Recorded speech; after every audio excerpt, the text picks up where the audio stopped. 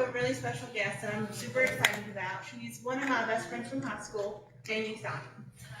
Hey, Jamie. Hey. I'm so glad you came today. How you been doing? I'm great, thanks. We just had a little baby. Yeah. So, really happy for you to, we're happy to have you on here today. We grew up with Jamie, so it's really nice. You know Jamie longer than I have. Yeah. What, was it kindergarten or did you come? I came in second grade. Okay. I couldn't remember. I was trying to think about that. Oh, so where were you before secondary? I was at Fayetteville Elementary first, Oh. and then I transferred to Gatewood in second grade because of like where I live. Yeah. And then Gatewood only went to fourth grade, so I went back to Fayetteville. So it was back Yeah. and forth. And then we met in high school, fifth grade. Yeah. Oh, okay. Yeah. So we would have went to school all the way from second grade on. Gotcha. All right. See, okay, I just have to say this. They wanted to wing it. Typically, we have a quick little rehearsal. Do you see me with my paper right now? Winging it is the only way. It's the only way. Look, it wasn't the paper. You're just looking at the thing. I'm looking. I don't know.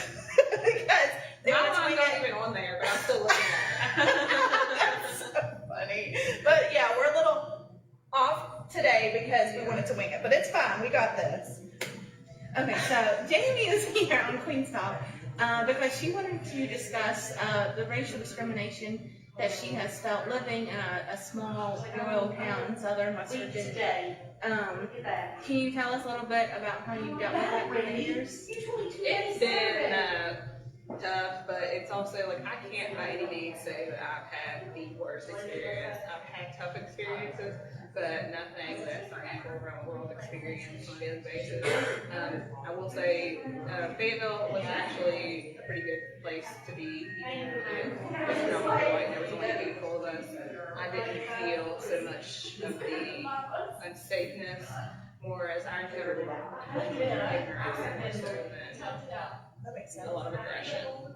So it's been tough because throughout the years I've had different situations, people like shying away from me and helping me, but nothing, not as a child necessarily. Okay. Or maybe you just didn't realize? That could be it too. So, I mean, to break it down, so we all went to Fayetteville, and I mean, what, like, when you talk about a ratio, whatever it says, racial minority, like, in a ratio, like, what, how many? So I looked it up once when we were in middle school. Okay. And if you, fun fact, it used to be if you would go to Fayetteville Middle School's website, it would actually have the statistics of how many of each race and ethnicity there were. Okay. Now, I don't even remember how many white people there were, but there were only white and black in Fayetteville at the time. We were in middle school, what, like 2002-ish? So, Yeah. yes. Yeah. I feel old now that I say it. But, like, there were so many white people, but for African American, black people, the only option, I think it said 5. So there were like hundreds of white people, but then there were 5. I was thinking 5 when I was thinking, so you actually looked it up. Yes. So, yeah, that was the It may ratio. not be there now, but back then I looked it up once just out of curiosity. It was on there and it said like 5. So did something like trigger you to make you like interested in that? It wasn't black. Cause like you went to that school, you never thought, well, hey, let me look this up. No, I didn't, but I did. I mean, you kind of were like, you knew that there wasn't a lot, so that's probably what you thought, right? You realize, because honestly, those that there were, like, we all knew each other. Like, we all, like, grew up together, knew each other, and, like, saw each other on a regular basis, so it was like, this is kind of weird. Like, not weird, it's like it was comfortable because you did know each other, like, we all knew each other, like me, Steven, Troy, Shannon, Yeah. like, we all knew each other from, like, being little tots before school. But Right. then, you're like, there's nobody different. Like, So you kind of, it stuck out. See, I just never thought nothing about there's it. another question there too. I don't want to give my answer away because I know it's later. So Yeah. we'll get more into that. Okay. I just wanted to kind of explain, you know, what we meant by racial minority, you know, and what brought this People topic might be on. thinking like, she's not a minority, she's not like, I don't know. Latino or something. Yeah, it's exactly. It was just at the place we were at, which was in Fayetteville. In Fayette County in general, it's like your majority is white. Oh, Fayette County? Yes. Probably. West Virginia. It is. West Virginia, like, I read an article a couple weeks ago, West Virginia is, like, I think number 2, or maybe number 1 on the whitest states. Really? I didn't know that. So, it's a little tough sometimes. Right, right. All right, so then I think we're at Kayla. So, being a racial minority, do you think that has altered your personal identity? Yes. Well, not so much altered it, but it did affect it. Like growing up, when all your friends are white, you feel, if you're not, then you feel like, why am I different? And you feel like you have to fit in. Like, there for a long time, like, I wouldn't wear my own hair. I actually thought that when you walked in, I was like, oh my gosh, I think this Jamie's makes hair is sense. gorgeous today. It I've is. never seen her wear like that. And you would straighten your hair. I straightened my hair from like middle school on, and it would, like, I'll still straighten it now, but like back then I felt like I had to. Thinking about that, I know, like, growing up with you, like, your hair was always straight. I would spend hours trying to get my edges straight so that they would look like somebody else's. Just I because remember, did. like, I'd be like, hey, you wanna go somewhere? And you'd be like, I gotta straighten my hair tonight. Yeah. It's a process. And it's a very long process. It takes like 2 Mine hours. is too. It's like 2 hours, 2.5 hours. So it's like. So You have you to would be just do dedicated. things to try to fit, just like you would in other situations, like other kids, so you would do that. And like, I never thought about that, you know? And it's like, whatever your friends are doing, because you guys are great friends, but it's like, and you never judged me, but it was like subconsciously to me, it's like, what can I do? To be more I didn't want to spend time. I did not want, like, that was one of my big fears in high school. I did not want to draw attention to myself. But you know, it's so funny you say that because I'm sure you remember, like, I was always the opposite. I was like, what can I do to be more like Jamie? I mean, like, Jamie was our valedictorian. Like, she was amazing. She is amazing. I can't tell you how many times, like, something would happen and she would be, like, the one that sticks up for me. Like, whenever I almost didn't get honor graduate, she went to the principal and was like, no, you're giving her honor. She did. She marched right in my office with me.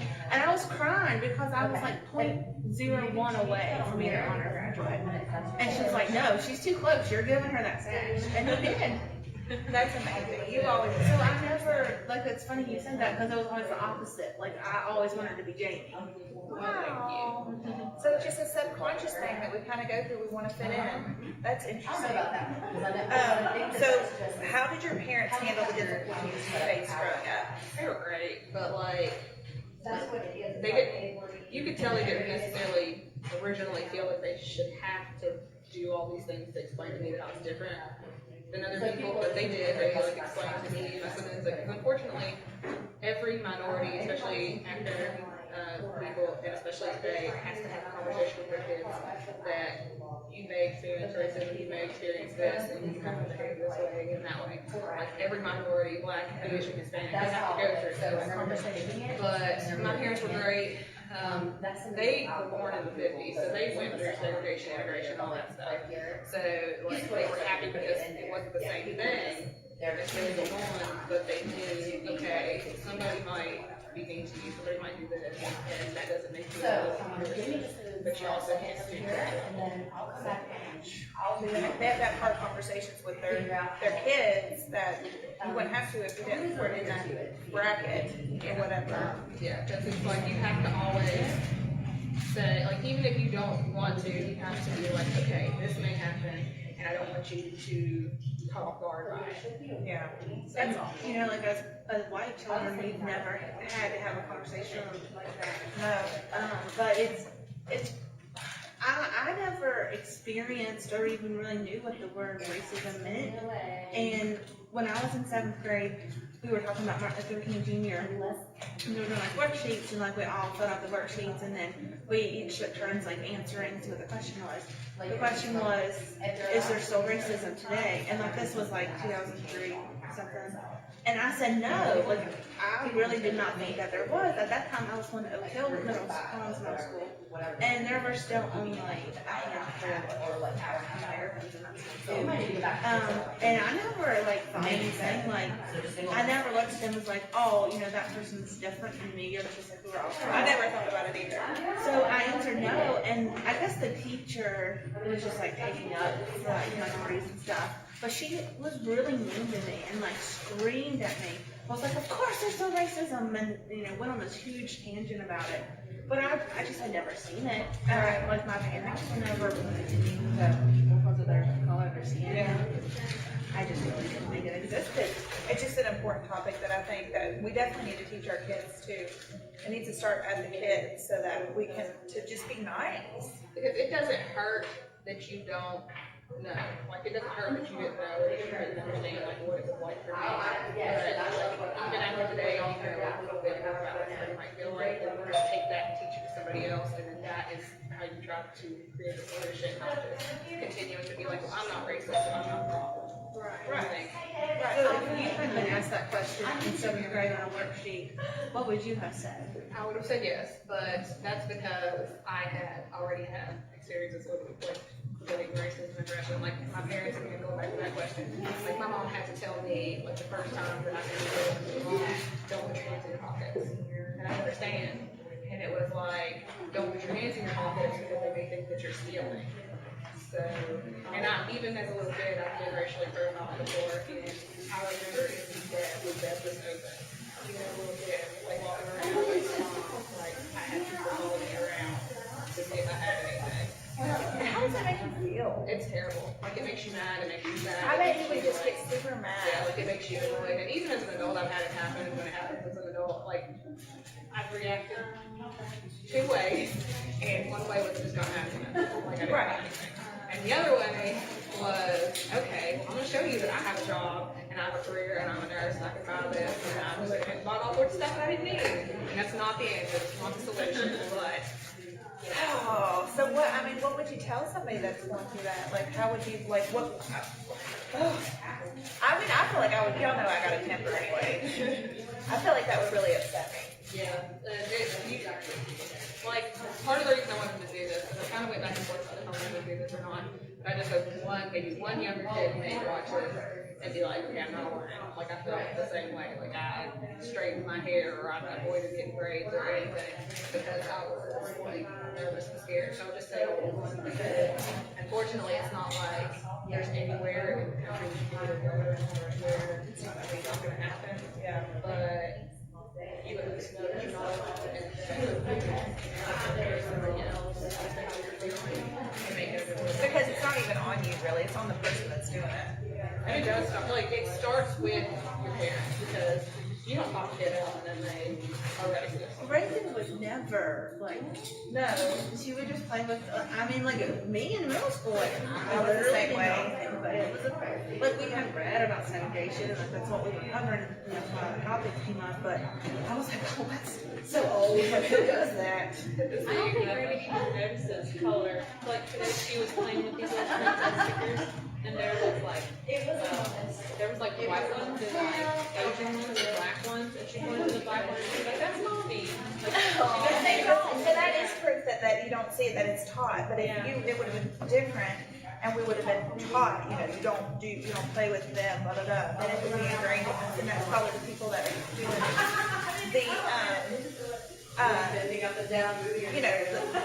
treated differently, yes, racial profiling. So it does start at home. It does. It's like, it doesn't just come from nothing, and like I said, it just starts at home. It's what you're Y'all used to. stop telling your kids to do this mean stuff. How about that? Shake your finger at him. That might work. It's so But also, like, I get that sometimes there might be somebody who, like, looks like they might, like, be stealing or something. It doesn't matter the color. It doesn't matter, that's what I say, like, they could be black or white or whatever. Right. Like, looking at Jamie, she's not like a thug or, like, why would you ever, like, look at her and just be like, oh, you know what? I think she can steal something. It's just because it's just ingrained in them, I guess. It just makes no sense to me. And it's like, even if someone's just dressed a certain way, sometimes it's not necessarily, More starting. It's not just because somebody's dressed a certain way, also doesn't necessarily mean that they're, like you said, sometimes you can tell, like somebody's gonna be like walking around your store and they're like looking around. They do the tan. I know it doesn't matter the color, but the But like, tan. just even just dress like a thug, like even like because like some days I might have baggy sweatpants and baggy hoodie and like just look like crap. I work night shift as a nurse, so I look like a lot of things. So you're yeah. So it's still like you don't know. It's just It's just kind of wait and see. Like it doesn't matter who it is, and like you said, like you can tell who it is. Like you can tell like moving around. Like, why are you being shifty? You could be wearing a suit. Oh, You could be a shifty. Yes, I mean, like at our, towing company, we tow DUIs and, a lot of time, like, whenever they do like drug busts and stuff, they'll call out, someone will come pick up the cars. And there is no like one set look. There's really not. We have seen grandmas, we have seen, little like 9-year-old kids who have just been like brought into this like family business, and I mean there is no one look, there's no one race, we have seen some, you would be surprised, it's been crazy. Yeah. And honestly, Yeah. honestly, maybe it's just because there is not a lot of African Americans in the state. We don't get that many like African Americans. I mean, I can think of 2 or 3 in the past few months. The rest of the people are white.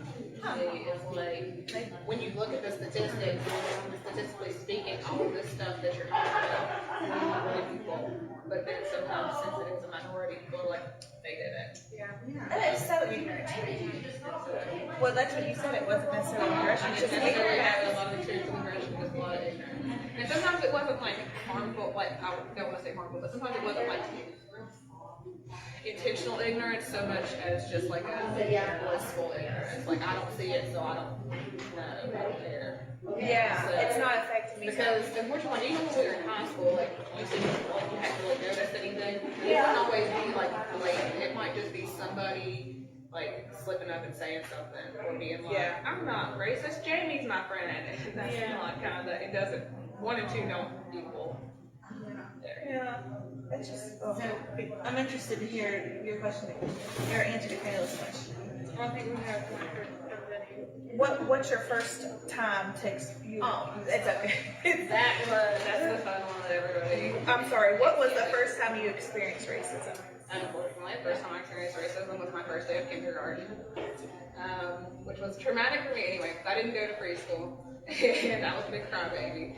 So my mom stayed with me for the first half of the day, and then told me I had to go make friends, so she was leaving. So she leaves, and I go outside, and the teacher's trying to be real nice and push me to, she's like, "Do you like to swing? Go swing with him over there." So I walk over to the swing, and like for some reason, this the most vivid memory I have of being caught, unfortunately.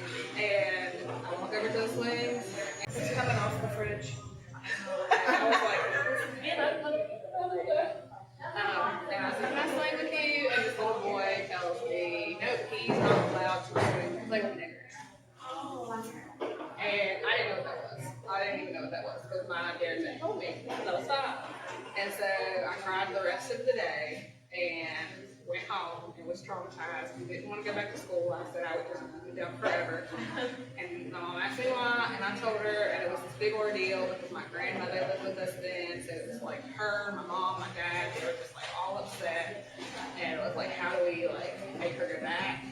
And I mean, I didn't go back. I went back the next day. Well, she was our school valedictorian, so obviously she wasn't down forever. But I did go back, and I made a friend the next day. So But they that too goes was right back. back to what you said at first, the people's parents. Because he was fine. Yeah. He Yeah, like where did he learn that word? Like His parents. Yeah. And so that was the first time, and it was just really traumatic. And it was like, and that was like my mom telling me, she was just like, "You're not that." She was like, "That is just ignorance. You're not that." And so that was my first experience, and it was just kind of like, well, we have to talk to her about it now. And then from then on, it was kind of like pay attention more to what you say. And like, even when I said before that sometimes people just like have slip-ups in the phone, I wouldn't always say anything. I was guilty of not always saying anything because I didn't want to draw attention to me, and I didn't want people to say, "Oh, well, I'm not going to be friends with her. She's overly sensitive," because there were like 5 black people. So it's like, what do you do? Yeah. Oh. Or so do you remember, like, the boy? Like, did you go through school with him? Now he moved. I can't even remember his name. He moved like halfway through kindergarten year, I think. Good. We didn't want you here. He may be watching this. I hope you know I remember you. I remember your face, not your name. Okay, so you haven't always dated men who were also African American. So how did that experience impact you? That was interesting. I haven't, and part of that reason was because, like I said, like of the five of us, we all know each other. So it was like That's true. You grew up together, they were family. yeah, They so it were. was like all of our parents know each other, so all of our Yeah. parents would like talk to each other and hug and stuff. So that was fun. But I remember Jamie's first, like real relationship with a white boy, and it was, I mean, I was traumatized from your experience. I know you were. It wasn't pleasant. it was a little unpleasant, and usually, like unfortunately, my experiences with dating outside my race, like they didn't start out great. They didn't all start out great. Was because I don't know, like initially it's always the I've never been with a black girl, and then it's the I don't know how my parents are going to react, and then sometimes the parents react terribly, Oh my God. and then sometimes it's like, are you ashamed of me? Is that what we don't go out in public? And it's just like a whole deal. And like the relationship I always talking about, like there were like multiple starting and stopping points to that one relationship because there was the we're not going to tell your parents thing, and then there was we're going to tell your parents, but your parents forbid you from doing it. So that's a whole thing, like a whole other side of racism is the whole getting relationships. Let me tell you, Jamie really handled it so much better than I think anybody could have. I mean, I'm sure she probably sat at home and cried, but I mean, just to like talk to her about it, she was like calm, cool, and collected. And How do you do it, Jamie? What's your secret? I pray a lot. Oh, that's I pray a lot. Yeah, it was really rough. It was tough, and even like talking to my mom about it, like she was always just like, you know, she wanted me to have people treat me well. Right. And she would be upset with me for like what was going on, but she let me handle it most of the time myself, just because she did. Like, now had like it been a situation where your parents like actively got involved with me, yeah, my mom would probably think I'm real ratchet. More for him to you. Yeah, like it was more to him, and then like he would tell me about it. And then there was like a couple of instances like where like it was just like a cold shoulder to me, but it wasn't like any or like anybody said anything directly to me, so that was good. But But still, you can feel it. but you just That was like good. that was good. That's not good. It's not good. You See, this is what I do. shouldn't- This is what I do. It's hard though. Like you accept things because you're just getting through. yeah. You don't want to hurt it. And like I said, you don't want to draw attention to yourself. Yeah. Like you keep wanting to avoid attention. And that's my issue, is that I was always wanting to avoid attention. So I kept justifying, okay, well, this bad behavior is okay because it's not the worst that it could be. It could be worse. So, exactly. So it was like, it was rough in that aspect. And then there was always the whole, okay, well, now my parents like you, and this is multiple relationships. So, like, now my parents like you, so it's okay. But it's not Because okay. you can't forgive that. And you don't Feel ever, accepted. yeah, you don't ever really feel accepted. But what really made me mad about this relationship Jamie was in, she was not the first other race in this family. This person's brother was married to an Asian girl, which was fine. It just was not fine because Jamie was. So they're picking and African choosing. American. Wow. Other races are fine. Jamie's race was not fine. Which it's rough and it's terrible, and like that really did upset me. And I do remember Holly being like, "What do you fight?" I can see it in her eye right now. Yeah, I'm still getting a little sassy. She's like jumping up, and it was But the boy was like he liked Jamie, and he treated her with respect. I think. From Yeah, what I because- saw. It was just his family were. they acknowledged the fact that they were ignorant later, but like it took a while. That. It took That's a huge It took a while, so At least they acknowledged it. yeah. But then again, like You're like, no, I'm not sold. I know. Either way, Still if feel you're hold grudges. in an interracial relationship and like think that your parents are going to be a problem, like one of you thinks that your parents are going to be a problem for the other one, and like you think that that person might question their safety or their worth, just don't introduce them to your parents. Just don't do it. Like, Yeah, you need to get right with your parents first before you bring somebody. it's very stressful, and not even just stressful, like it like hurts you and messes you up. Like I feel like sometimes that this whole situation with that is part of the reason why I apologize so much for every single thing. Even in my relationship now, like I'm always like, I'm sorry, and Brayton will just tell me, what are you sorry for? I'm like, I don't know. He's like, okay, I don't really know why this was, I'm sorry. And I'm like, sorry. It's just kind of been ingrained. Yeah, and so it's like, I hate that. So in high school, Jamie and I were like inseparable, and we had a third friend, Ferocia, and she's Turkish, and we called ourselves the interracial triad. We were really geeky. we were. I love it though. We were. I remember Ferocia. Yeah, we Yeah. were the three of us were inseparable. And I mean, Jamie and Ferocia come to my house all the time. They spent the night like every weekend. We had dinner, breakfast, lunch, like everything at my house. Whole lot of dominoes. But I never remember like anything being weird or awkward or like any racial things happening. But that could have just been ignorance. Like, do you remember it differently? I think we were all kind of just blissfully ignorant. Like, thinking back on it, like I feel like we were just such a good group. Like we were so well knit together, and that we were such good friends that like when we were all together, we just didn't care. Like we just blocked it all out.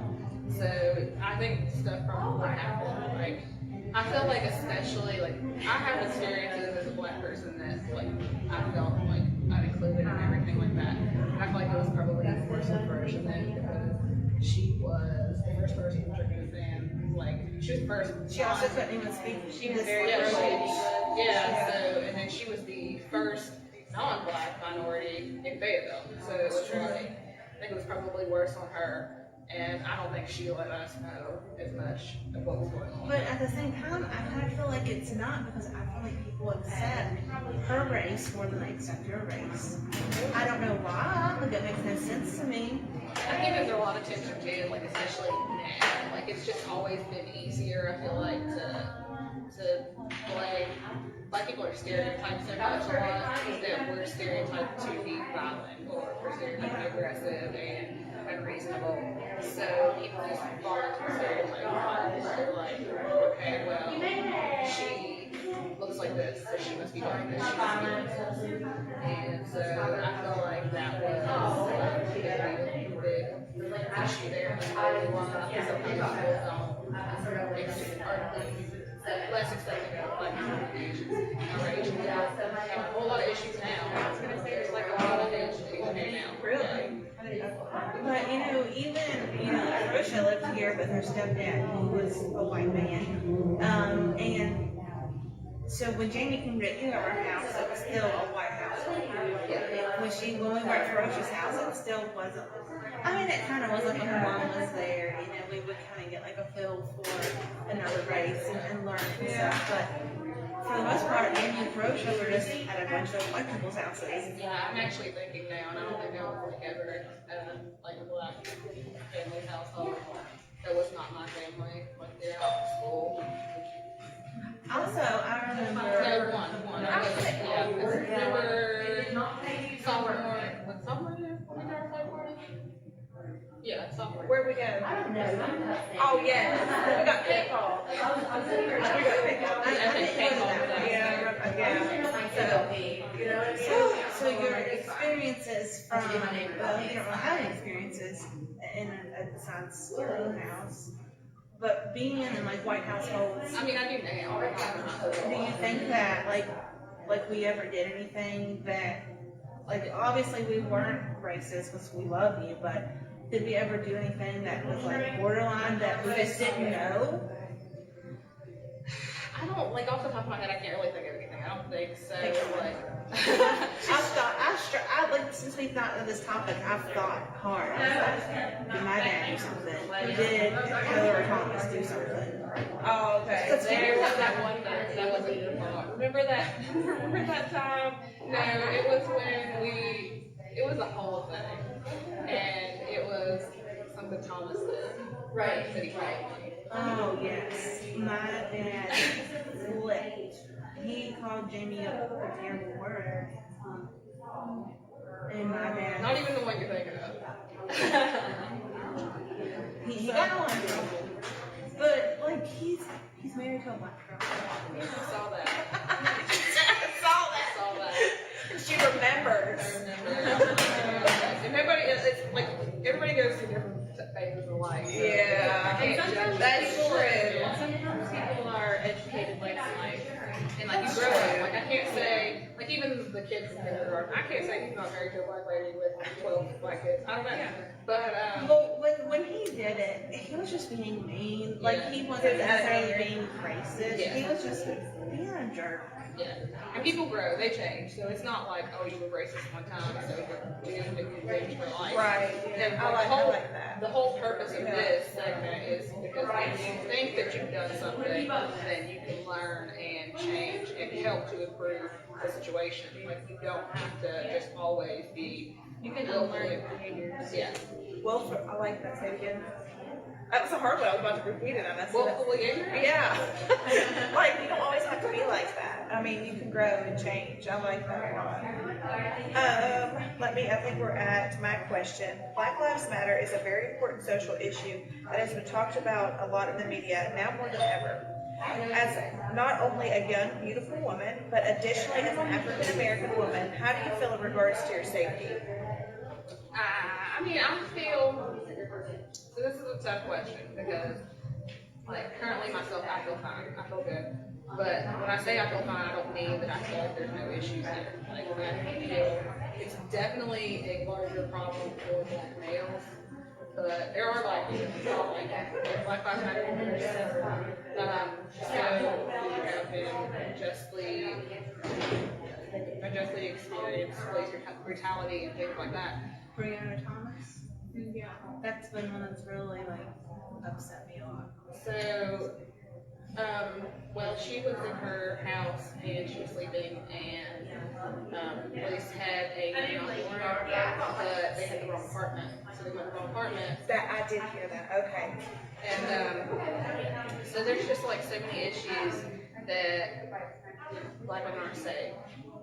So do I feel like something could happen where I could be unjustly stigmatized or unjustly discriminated against? Yes. Do I get nervous if I get pulled over? Yes.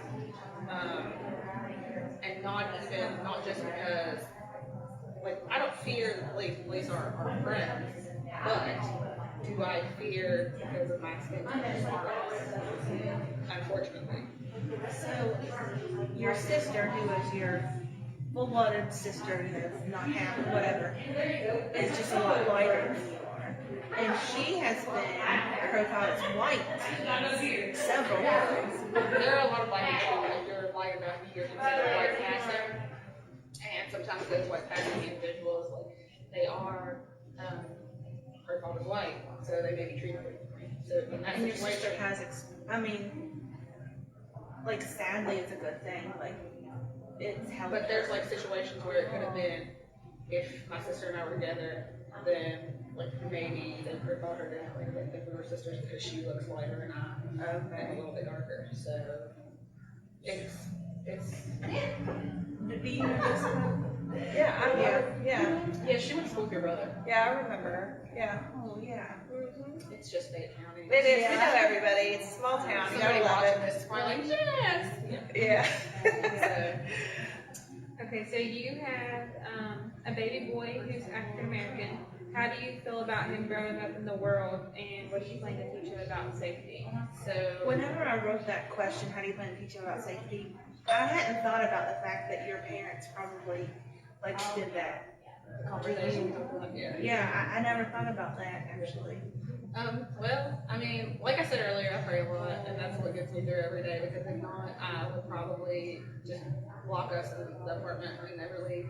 Because honestly, like, on the one hand, part of me wants to be scared for him because he's black man. So part of me wants to be scared for him, and terrified, but I just have to remember that, you know, it's all in God's hands, so He's gonna protect him. But I also know that at one point I'm gonna have to tell him, you know, You ready? there might be a situation where he's gotta listen to authority. It may not seem like it's fair at the time, it may not seem like he's being treated the same as somebody else, but that's just kind of the way life is. But I mean, we can all just hope and pray that maybe by the time he's old enough to walk and do all that stuff, that he's maybe the world's a little bit different, but That's true. probably It seems like it's getting worse instead of better. It's scary. Maybe it's just because like social media and stuff exists. I really think the media makes it worse. Yeah. Like, not necessarily that they overhype it, but that the fact that we've got cell phones and camera phones and stuff now, that it's easier to hold people accountable. Because, like, Rodney King was assaulted by the police when he was black now, but there were camera phones then. So now, that's the reason that things are being hyped up and there's riots and everything with Black Lives Matter, because now you've got footage. Like, It's true. They can see the actual act. like, you've got body cams now, Yeah. and you've got cell phones, you've got all this stuff that can just be, like, ways to, like, the fact that so many of these situations have been live streamed is what makes it worse. It's like, you can't just say, like, George Floyd, you can't just say, oh, his family's lying. They're saying, okay, well, he said that the cops were mistreating him because he was black. Like, you can see the footage. You can see it for yourself, so it makes you angry. Yeah, like, was he, like, how did he die? He died of a heart attack, but it was induced by anorexia. And, like, duped to his neck for not, like, however long it was his neck. It's like, yeah, so, Right. I mean, you can't deny it when there's actual footage. So you think that's what made it worse? I think the fact that we can, like, see things now. It's not necessarily worse as in the fact that there's more happening, it's just that we're aware of it. Yeah, that's why people get so much angrier now, is because you can see it. Like, it's not word of mouth Like if anymore. George Floyd would have died like that 12, 15 years ago, we would have never known. That's So we true. would have been mad about it. I gotcha. That makes sense.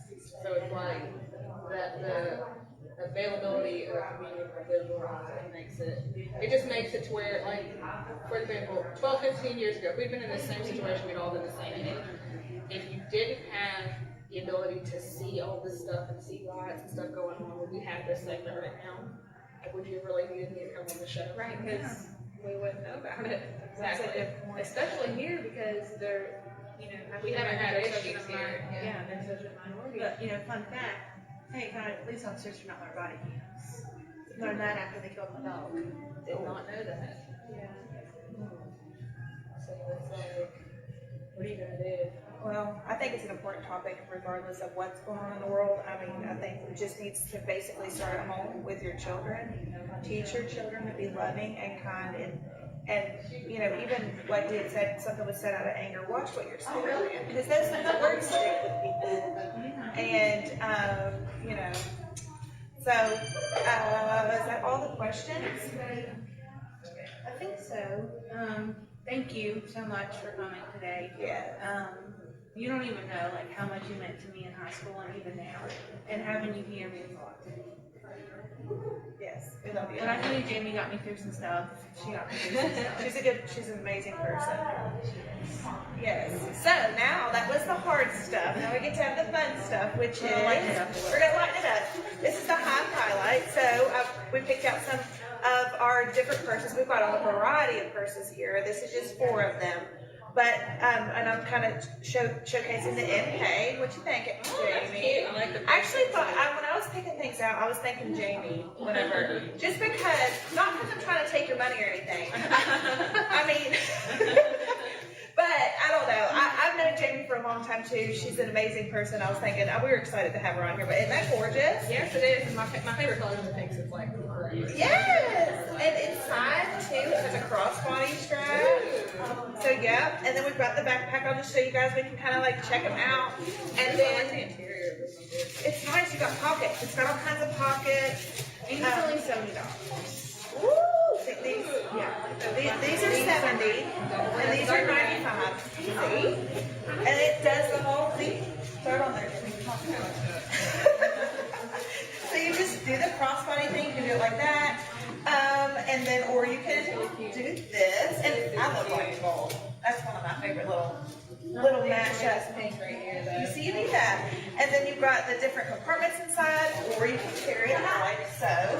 Take these straps off, and then do it like this. And these are, what did you say? I'm sorry, $70.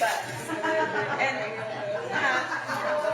exactly. Or you can do it. Check it out, Kayla. Or you can do it with the backpack. What do you think? Oh, you're a mom. You need the backpack. So that way it's hands-free. Yeah, I always love having a backpack. Check it out. Spacious. Yeah, exactly. Diapers, clothes, bottles, you know, all these things. I'm saying all this because right now I'm like, Right. Jamie wants this.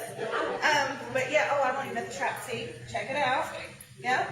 See, isn't that Jamie? That is Jamie. It really is. after all these years, I still Check her out. I know, right? Yes. Well, we're so excited to have you on here today. I guess we need to go. I love it too. See, Joe did good picking out Jamie style purses. All right, any closing statements or anything? What are we even doing? Do we know what we're doing next week? No, we don't do that. We'll figure it out. Come check us out. Give the websites maybe. The VBoutiques.com. Yes. All right. Bye, guys.